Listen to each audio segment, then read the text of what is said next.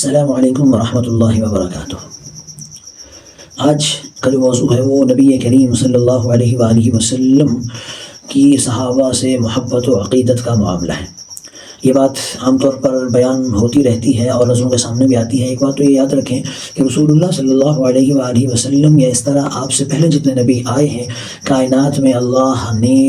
ایک ہی طبقے کو چن کر بھیجا ہے، وہ طبقہ انبیاء ہے، وہ طبقہ نبی ہے۔ ان اللہ اصطفیٰ آدم و نوح و آل ابراہیم۔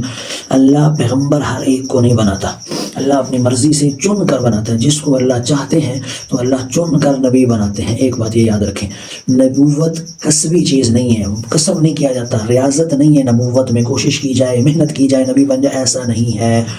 نبوت وہابی ہے، اللہ عطا فرماتے تھے اپنی مرضی سے، جس کو چاہتے تھے اللہ نبی بنا دیتے تھے۔ اسی طرح جو مقام صحابیت ہے، امام الانبیاء کے جو صحابی ہیں، تو میں یہ سمجھتا ہوں کہ مقام صحابیت بھی ایک اعتبار سے وہابی چیز ہے۔ اللہ صحابہ کو بھی چنا کرتے تھے، ابو جہل، ابو لہب، عتبہ، شیبہ، یعنی مشرکین مکہ اور تھے، ان لوگوں میں سے چن کے، ہاں عمر آ جاؤ، آپ کو بھی صحابی بننا ہے، ابو بکر آ جاؤ، عثمان آ جاؤ، علی آ جاؤ، سعد آ جاؤ، طلحہ آ جاؤ، زبیر آ جاؤ۔ تو مقام صحابیت پر جو صحابہ آئے ہیں تو اللہ نے صحابہ کو بھی چن لیا ہے، چنیدہ لوگ ہیں، برگزیدہ لوگ ہیں۔ ایرا غیرہ ہر آدمی صحابی نہیں بن سکتا، یعنی جو صحابہ بنائے گئے تھے اس وقت انہیں پسند کیا گیا، انہیں چنا گیا تھا۔ ہر صحابی کی اپنی جداگانہ شان،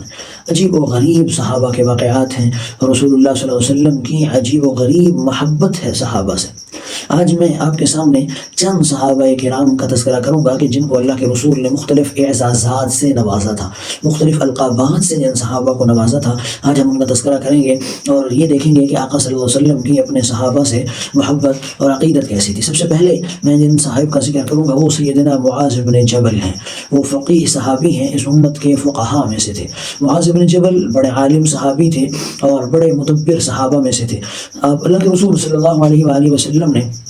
ایک دفعہ سیدنا معاذ کو ایک جملہ فرمایا۔ آپ ذرا غور کریں، تصور کریں، تھوڑا سا سوچیں کہ اللہ کے رسول نے جب معاذ سے اپنی محبت کا اعلان کیا ہوگا تو معاذ ابن جبل کا کیا حال ہوگا۔ امام الانبیاء نے فرمایا معاذ کو کہ معاذ، اللہ کی قسم میں آپ سے محبت کرتا ہوں،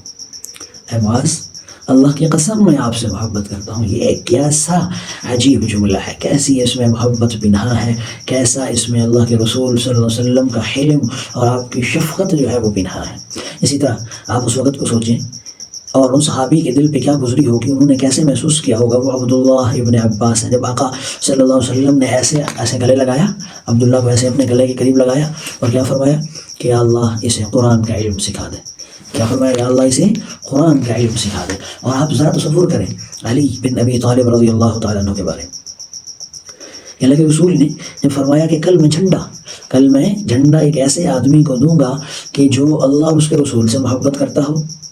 اور اللہ اور اس کے رسول بھی اس سے محبت کرتے ہیں، نہیں اللہ اور اس کے رسول بھی اس سے محبت کرتے ہیں اور وہ بھی اللہ اور اس کے رسول سے محبت کرتے ہیں، اور دوسرے دن وہی جھنڈا پھر علی کے حوالے کیا۔ تو سوچیں ایک دن جب اس حدیث کو آقا نے بیان کیا تو پھر علی پر کیا گزری ہوگی جب اگلے دن اللہ کے رسول نے جھنڈا دیا کہ یہ تو خود ہی وہی شخص ہے۔ اسی طرح سعد بن ابی وقاص رضی اللہ تعالیٰ عنہ کے بارے میں آپ تھوڑا تصور کریں، سوچیں کہ ان سعد پر کیا گزری ہوگی، انہوں نے کیا سوچا ہوگا کہ جب امام الانبیاء صلی اللہ علیہ وآلہ وسلم نے سعد کو ایک تیر پکڑایا، ایسے تیر دیا اور تیر دے کر کیا فرمایا کہ ارمی یا سعد فداک ابی و امی، اے سعد آپ تیر چلائیں، میرے ماں باپ آپ پر قربان ہو جائیں۔ سوچیں ذرا، عثمان ابن عفان صحابی رسول ہیں، رسول اللہ صلی اللہ علیہ وسلم کے داماد بھی ہیں، دو بیٹیاں نکاح میں ہیں، ہاں جی، اور اللہ کے رسول نے کہاں بات فرمائی؟ تبوک کے موقع پر جب لشکر رسول کے لیے عثمان نے مال دیا،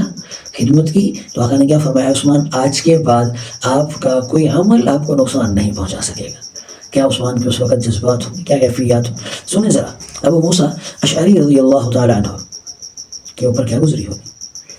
یعنی کیا انہوں نے سوچا ہوگا جب اللہ کے رسول صلی اللہ علیہ وآلہ وسلم نے ایک دن انہیں فرمایا کہ اے ابو موسیٰ، کاش تم کل اس وقت مجھے دیکھتے جب میں آپ کا قرآن سن رہا تھا، جب آپ تلاوت کر رہے تھے مجھے دیکھتے میں آپ کا جب قرآن سن رہا تھا۔ یعنی صاحب بن یزید رضی اللہ تعالیٰ عنہ کیا سوچتے ہوں گے کہ صاحب کے جن بالوں کو اللہ کے رسول نے ہاتھ لگایا وہ بال ہمیشہ کالے رہے، اور چاروں طرف جن بالوں کو آقا نے ہاتھ نہیں لگایا وہ بال سفید ہو گئے۔ تو صاحب انہیں دیکھ کر کیا محسوس کرتے ہیں؟